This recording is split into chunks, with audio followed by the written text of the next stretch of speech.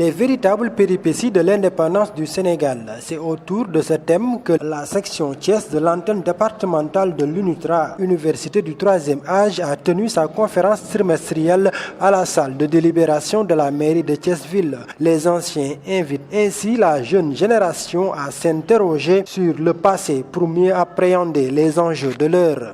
Donc la conférence avait pour but de restituer les véritables étapes qui ont conduit le Sénégal de la colonisation jusqu'à sa situation actuelle d'indépendance juridique, si on peut dire.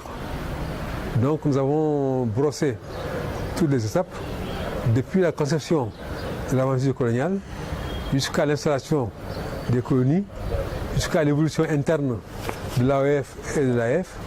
Ensuite nous sommes passés à la question du référendum de 1958, de l'autonomie interne, puis de l'indépendance du Sénégal en 1960. Oui, parce que c'est un thème important et intemporel. Parce que les indépendances, c'est depuis 1960, mais la question se pose toujours, est-ce qu'on est indépendant? Est-ce qu'on a eu raison de prendre notre indépendance? Est-ce qu'elle est parachevée? Dans toute une série de questions, vous voyez, le débat sur le franc CFA pose la question de la souveraineté. On parle de pétrole et de gaz, bon, mais c'est pas tout. La question de la souveraineté de l'indépendance, c'est une question cruciale. C'est la première question à régler si un pays veut se développer et satisfaire aux besoins de sa population plutôt que de servir de vache laitière à des pays, à une métropole qui ne dit pas son nom.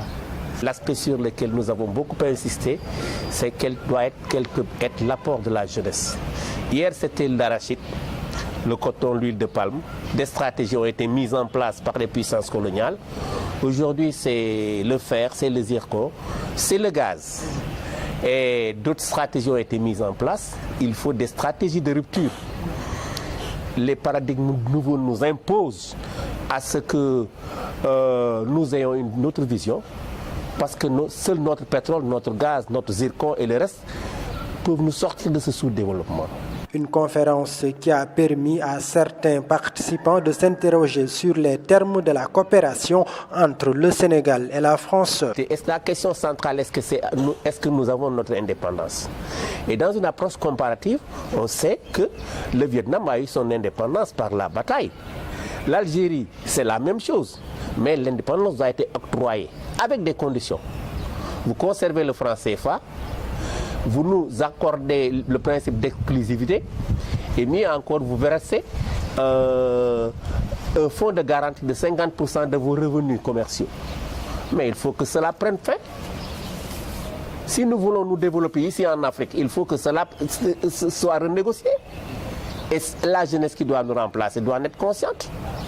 C'est ça le problème. Il ne s'agit plus d'un partenariat ou bien de relations liées sur l'amitié.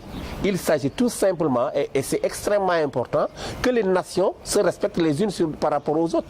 Cela nous fait penser à quoi? À ceci. Nous sommes très loin de toute indépendance. Nous avons à reconquérir notre souveraineté d'indépendance et d'initiative. Il est temps qu'on en finisse justement avec l'ordre impérialiste, capitaliste, néolibéral. Il n'y a pas de développement sans souveraineté, sans indépendance d'initiative. Alors la rencontre d'aujourd'hui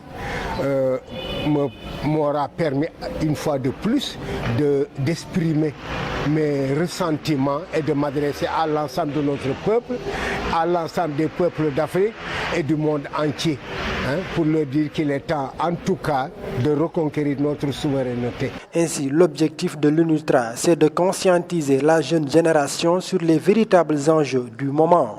Nous nous appelons Université du Troisième Âge. Ce n'est pas pour se faire une grosse tête. Nous ne sommes pas une université académique, une université d'élite.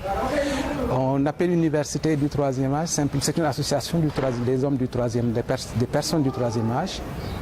Nous pensons qu'une personne du Troisième Âge, quel que soit son niveau d'instruction, quel que soit son parcours, engranger une expérience qui peut servir.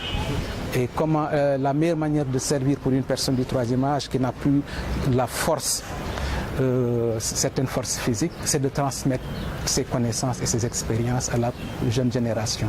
Et rien ne peut remplacer la jeunesse dans cette affaire-là. C'est la jeunesse qui a le devoir de prendre l'héritage des anciens et de construire le pays, de refaire certaines choses, de reconstruire certaines choses. Donc nous, ce que nous pouvons apporter, c'est notre expérience, notre savoir, tant soit peu. Peut-être que nous ne sommes pas tous très savants, mais quand même nous avons un peu d'expérience. Et ça, les gens en ont besoin. Et nous pensons que vraiment il leur appartient de tout ramasser et d'en faire le meilleur usage possible. Il faut que la jeunesse saisisse ce message. Et l'UNITRA avait pour objectif fondamental de se rapprocher de cette jeunesse pour leur expliquer l'importance de la connaissance et du savoir. Ça a été une rencontre de portée psychopédagogique et qui nous permet de jouer véritablement notre rôle d'éveil. Il est temps maintenant de nous retourner vers nos préoccupations immédiates. Il est temps de nous libérer. Il est temps d'en finir avec l'ordre capitaliste néolibéral, d'en finir avec les chiens de garde. Voilà.